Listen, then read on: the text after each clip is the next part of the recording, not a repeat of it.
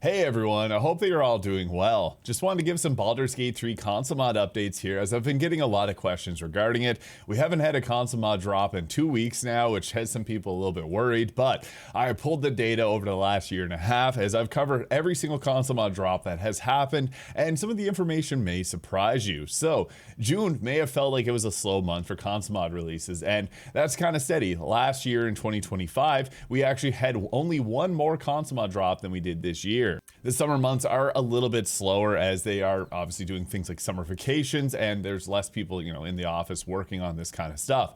However, we did receive more console mod updates versus console mod drops, and that is something that I think will be kind of the trend moving forward. Like 2 weeks ago, there was a pretty big update here to the Rise of Gold members mod, which if you've used it, this is a massive, massive mod. I can only imagine that mods like this do take a lot of time to go ahead and test. There is some other good news here. Ancient Mega Pack, which is one of the most popular large overhaul mods, has received its final update. So once that gets pushed to console, it won't be taking up all their time with updating. So while we are seeing a little bit less console mods being dropped over the summer months, we are seeing more console mod updates being pushed forwards, which do take a lot of time, as you can imagine, for large overhaul mods like that, which change pretty much every single aspect of the game. They do take a little bit longer to test than like just a simple like weapon or outfit mod. Now, since our console mod dropped 2 weeks ago, there's actually another mod that was released as it wasn't actually pushed forward to console, and this is the Roguishly Handsome Hair mod here by Corey Antum. Now, this is based on Edward Kenway, and we'll be doing some special videos here on the new Assassin's Creed Resync game as it releases, but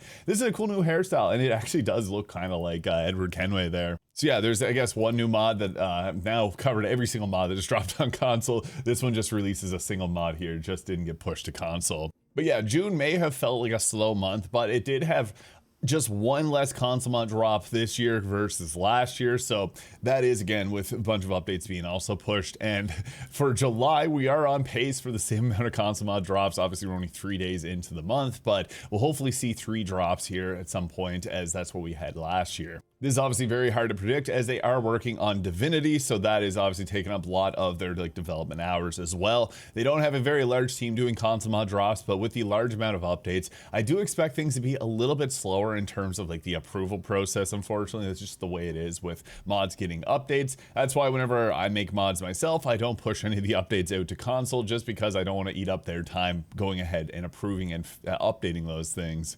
But we'll hopefully see a few more console mod drops over July and obviously into August. But it was something I did know last year where things are a little bit slower during the summer months, and that's kind of the trend for gaming. Hopefully it will pick back up like in September, but it's really hard to say with the amount of updates and things like that. So just want to quickly talk a bit about that process, as I do get a lot of questions regarding this, and I know a lot of people do get upset over these things, and I feel bad, but there's 1,300 mods that are available on console, and I gotta say, that is pretty amazing. I also see a lot of people upset with the process, but in all honesty, if you played console mods and have played Xbox is a little bit of a different story, but PlayStation 5, this is the best that console modding has ever been. Things like Skyrim and Fallout don't really have the same luxury that Baldur's Gate 3 has of having external assets.